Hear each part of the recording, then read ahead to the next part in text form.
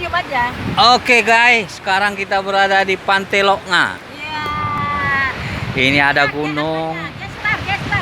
ini ada pondok-pondok. Ini bukit yang mau menuju ke arah Guys. Maulabo. Nah, ini jalan menuju arah Maulabo. Di sini pasirnya bukan pasir, ini kayaknya karang ini yang pecah-pecah atau ciput. Ini ada lagi keluarga lagi masukkan ciput, karang-karang. Wah, ini Samudra Hindia, guys. Nah, di depan kita ini adalah anjungan pabrik semen Andalas di balik bukit itu, guys. Pemandangan cukup indah, guys. Banyak pondok-pondok, guys. Fasilitas lengkap, guys. Ada kamar mandi, ada tempat selfie.